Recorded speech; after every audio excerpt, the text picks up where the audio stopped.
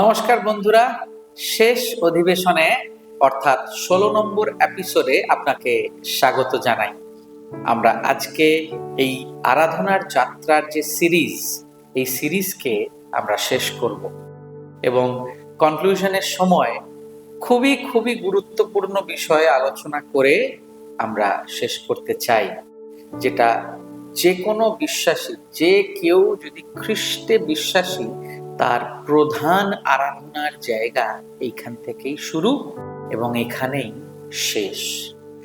আমরা দেখব আরাধনা সুসমাচার প্রচারের মাধ্যমে। আমি আগেও বলেছি যে 13 অধ্যায়ের 8 পদ থেকে পুরো 14 অধ্যায়ে সাধু পৌল বিভিন্ন ধরনের ক্যারেক্টার এবং আমাদের যে অ্যাক্ট অফ ওয়ার্শিপ, আমাদের আরাধনার যে কার্য, ওই বিষয়গুলোকেই 12 অধ্যায় থেকে ভেঙে পুনরাবৃত্তি করেছেন। কিন্তু 15 অধ্যায়ের 14 পদ থেকে 21 পদ পর্যন্ত একটা আলাদা বিষয় আরাধনাকারীদেরকে তিনি শেখাচ্ছেন এবং তিনি বলছেন যে সুসমাচার প্রচার ছাড়া আরাধনাকারী হতে পারে না। আসুন আমরা রোমীয় 15 অধ্যায়ের 14 থেকে 21 পদ অবধি পড়ে নিই। আর হে আমার ভ্রাতৃগণ, আমি তোমাদের বিষয়ে নিশ্চয় বুঝিতেছি যে তোমরা আপনারা মঙ্গলভাবে পূর্ণ, সমুদয় জ্ঞানে পরিপূর্ণ, পরস্পরকে চেতনা প্রদানেও সমর্থ। তথাপি তোমাদিগকে স্মরণ করাইয়া দিতেছি, এই বলিয়া কয়েকটি বিষয় অপেক্ষাকৃত সাহসপূর্বক লিখিলাম, কারণ ঈশ্বর কর্তৃক আমাকে এই অনুগ্রহ দত্ত হইয়াছে, যেন আমি পরজাতীয়দের নিকটে খ্রিস্ট যিশুর সেবক হইয়া ঈশ্বরের সুসমাচারের যাজকত্ব করি, যেন পরজাতীয়রা পবিত্র আত্মাতে পবিত্রকৃত উপহার রূপে গ্রাহ্য হয়। অতএব খ্রিস্ট যিশুতে ঈশ্বর সম্বন্ধীয় বিষয়ে আমার শ্লাঘা করিবার অধিকার আছে, কেননা আমি সে বিষয়ে এমন একটি কথাও বলিতে সাহস করিব না, যাহা পরজাতীয় দিগকে আজ্ঞাবহ করণার্থে খ্রিস্ট আমার দ্বারা সাধন করেন নাই। তিনি বাক্যে ও কার্যে নানা চিহ্ন ও অদ্ভুত লক্ষণের পরাক্রমে, পবিত্র আত্মার পরাক্রমে এই রূপ সাধন করিয়াছেন যে জেরুসালেম হইতে ইল্লুরিকা পর্যন্ত চারিদিকে আমি খ্রিস্টের সুসমাচার সম্পূর্ণরূপে প্রচার করিয়াছি।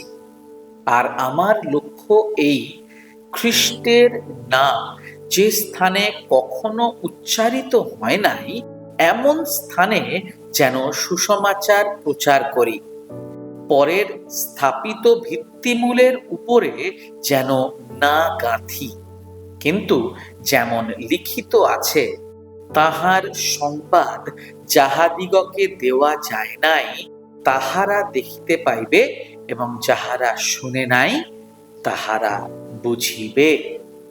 ঈশ্বর তার নিজ বাক্যে আশীর্বাদ করুন।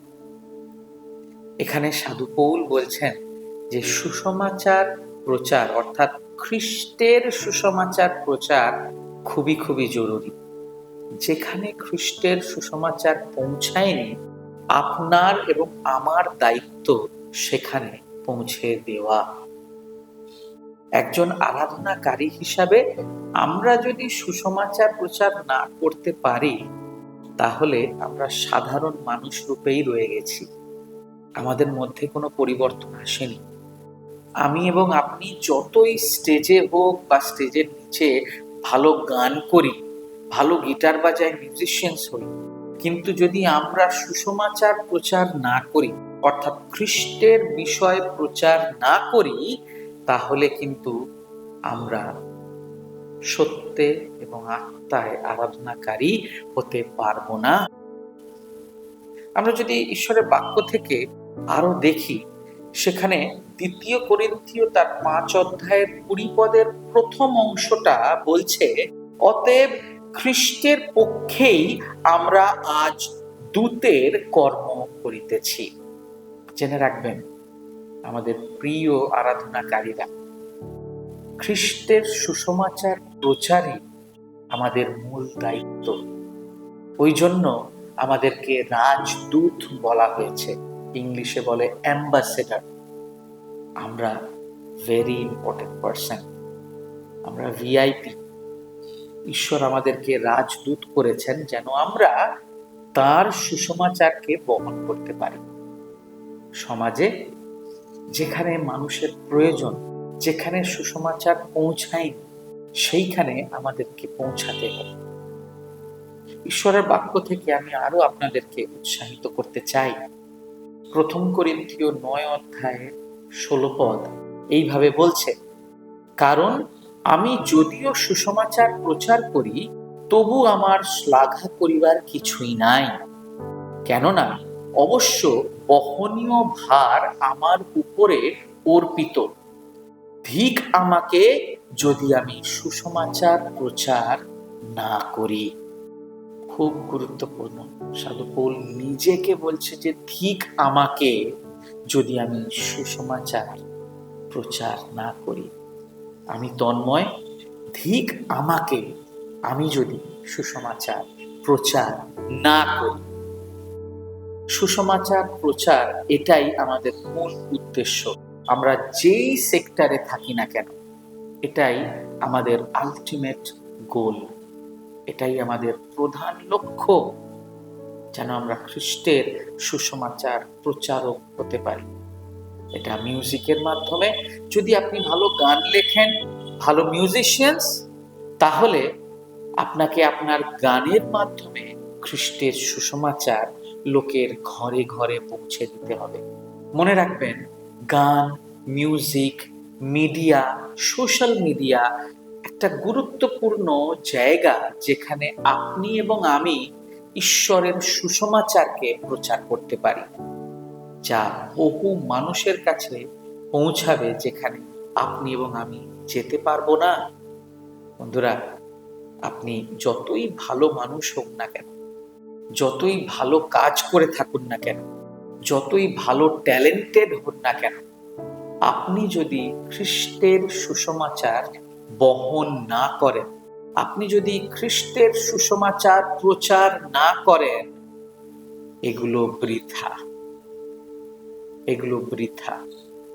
আরেকটা ঈশ্বরের বাক্য থেকে আপনাদেরকে উৎসাহিত করতে চাই, যেটা মহান আজ্ঞা আমাদের জন্য বা আদেশ। আসুন মথি তার 28 অধ্যায়ের 19 এবং 20 পদ দেখি, যে অতএব তোমরা গিয়া সমুদয় জাতিকে শিষ্য করো, পিতার ও পুত্রের ও পবিত্র আত্মার নামে তাহাদিগকে বাপ্তাইজ করো, আমি তোমাদিগকে যাহা যাহা আজ্ঞা করিয়াছি সে সমস্ত পালন করিতে তাহাদিগকে শিক্ষা দাও। আর দেখো, আমি যুগান্ত পর্যন্ত প্রতিদিন তোমাদের সঙ্গে সঙ্গে আছি। এটাই মহান আদেশ, প্রত্যেকটা বিশ্বাসীর জন্য মহান আদেশ। যীশু খ্রিস্টকে ভাগ করে নেওয়া, অর্থাৎ যীশু খ্রিস্টকে প্রচার করা, এটাই মূল এবং প্রধান লক্ষ্য খ্রিস্ট বিশ্বাসী বা প্রত্যেকটা আরাধনাকারী। আমি শেষ করতে চাই এটাই বলি, যে প্রশ্ন কিন্তু সব শেষে এটাই আসবে, আপনি এবং আমি কতগুলো আত্মাকে জয় করতে পেরেছি। না শুধু স্টেজে গান গেয়ে গেছি, মিউজিক বাজিয়ে গেছি, কিন্তু কোনো আত্মা খ্রিস্টের সুসমাচারে মন পরিবর্তন হয়নি।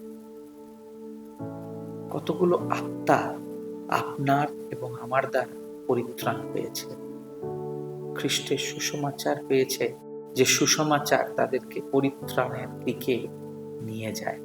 জেনে রাখবেন, এক বিশ্বাসী হিসাবে, একজন আরাধনাকারী হিসাবে, খ্রিস্টের সুসমাচার প্রচারক হওয়া সব থেকে গুরুত্বপূর্ণ। আপনি যে কোনো সেক্টরে থাকতে পারেন, আপনাকে ঈশ্বর বিভিন্ন ধরনের তালন্ত দিতে পারে, কিন্তু সেই তালন্তের মাধ্যমে যদি আপনি এবং আমি খ্রিস্টের সুসমাচার প্রচার না করতে পারি, তাহলে সমস্ত কিছুই বৃথা। আমি আজকে এই সিরিজ শেষ করতে চাই এটাই বলে, আরাধনাকারী খুব গুরুত্বপূর্ণ অংশ বাইবেলে। আমাদের দায়িত্ব আছে, আপনার এবং আমার দায়িত্ব আছে। ঈশ্বর আমাদেরকে সেই দায়িত্ব দিয়েছেন। আমরা যেন প্রত্যেকে তার দেওয়া দায়িত্বে বিশ্বস্ত হই।